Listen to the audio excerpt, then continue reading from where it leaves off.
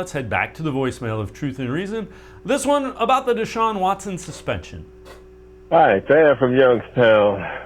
Deshaun Watson, concerning this suspension or whatever you want to categorize it, all the other things that are going on as far as Kraft, the Redskins, or as you would call the Commanders now, Jerry Jones and the Dallas Cowboys, how Goodell handled all of this stuff, or how the league handles it. My problem with all of this, okay, if you suspend Watson and they're saying year long or whatever, I just have a problem with all that. How can you do him like that and you did nothing to them? Your thought. Thank you.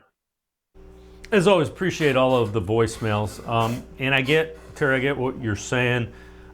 The one thing to remember, the suspension, you can say all the other things. It ultimately comes in the hands of Roger Goodell. He can decide to go with what the judge says. He can change it. And Roger Goodell works for the owners. He works for Robert Kraft and Jerry Jones and Daniel Snyder. So as unfair as that is the reality of it, that it's player versus owner. Commissioner works for the owners.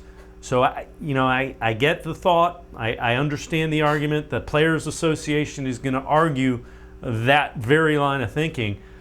I just don't know that it's going to, affect or change the outcome for Deshaun Watson. Tim, I don't know your thoughts, but that's kind of where I'm at with that. Yeah, I mean, it makes the whole situation certainly messier, if we're being honest about it. I mean, it's an interesting defense the players are going to bring up. Why did, Kraft, Jerry Jones, and Daniel Snyder get absolutely nothing, not even a fine for those things, but Deshaun Watson could get suspended for what reportedly the NFL wants a full year.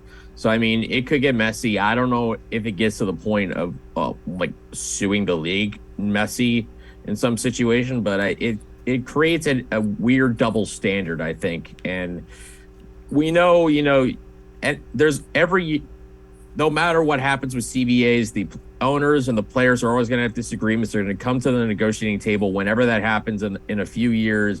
These things are always going to be remembered. So it's important to kind of have that type of stuff. But it also begs the question for me, what does this suspension for an owner even do? The owner doesn't play in the games. It was suspended for not showing up. Like, is he not allowed to show up to the stadium or whatever? I maybe fines would be necessary in that situation, but draft picks? I mean, take a draft pick or two away. That would have to be what it would be. I understand that idea, but that would be very extreme. Obviously, I know the owner is the most important part of the team because he makes the final say and has all those decisions, but you would have to go really extreme for that, and I highly doubt the NFL would do that. You would have to kind of find a middle ground if an owner was going to be punished on that sort of thing. And again, we have to remember, not just the NFL making this decision. That's a big reason why this is going to a third party. That's going to make the determination of whether this is suspendable and how much of a suspension Deshaun Watson will probably get before an appeal comes out.